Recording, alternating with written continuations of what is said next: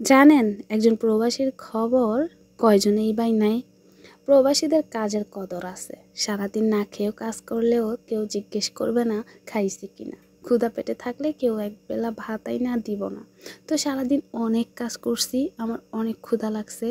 4টা ভাত খাওয়ার জন্যই এখন বসে পড়ছি প্লেট নিয়ে। সাদা ভাত রান্না করছি আর হচ্ছে যে শসা লেবুর সালাদ, তো এটা আমার অবশ্যই লাগবো।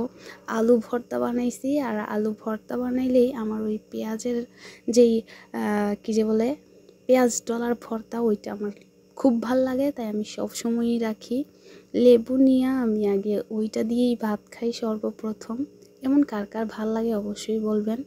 আর হচ্ছে যে আলু ভর্তার কথা কি বলবো, আলু ভর্তা আমার এত এত এত এত এত পছন্দ যে দেখলেই খিদা লাগা যায়, খাইতে মনে চায়। আমি কিন্তু এই আলু ভর্তা দিয়ে মনে হয় গলা পর্যন্ত ভাত খাইছি। এখন ভিডিওর ভয়েস দিতে যাইয়া আমার আবার ক্ষুধা লেগে গেছে। তো আমি আবার অত সুন্দর করে পরিপাটি করে রান্না বাড়া করতে পারি না। আমি যেমন পারি তেমনই আমার কাছে ভাল লাগে। আমার রান্না খাইয়া অবশ্য কারো সুনাম করার দরকার নাই।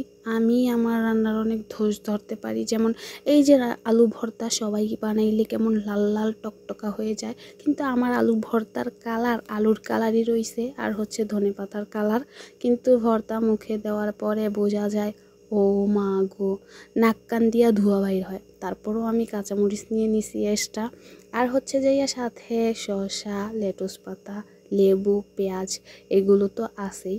আমার কাছে কাঁচা সালাদ সবজি যেটা ওইটা খুব ভাল লাগে, আর স্বাস্থ্যের জন্য ভালো। আপনারাও খাইতে চেষ্টা করবেন। পেঁয়াজ ডলার যেই ভর্তাটা না, ওইটা আমার ম্যাডাম একেবারেই পছন্দ করে না। আলু ভর্তাটা একটু খাইছিল কাঁটা চামচ দিয়া নিয়া। তো যাই হোক, আমি যখন হাত দিয়া ভাত খাই তখন আমার ম্যাডাম হাঁ কইরা আমার দিকে তাকায় থাকে, মাঝে মাঝে একটু বকেও। আমি অনেক ঝাল খাই। তো এই সাদা আলু ভর্তার সাথে যখন মসুর ডাল নিছি তখন তো ওয়াও, ব্যাপারটা মনে হয় যে নিজের মধ্যে একটা রাজকীয় ভাব চলে আসে। তো আমি শুকনা মরিচ দিয়েই আলু ভর্তাটা বানাইছিলাম, কিন্তু কালারটা এরকম সাদা হয়ে গেছে, তাতে কোনো সমস্যা নাই।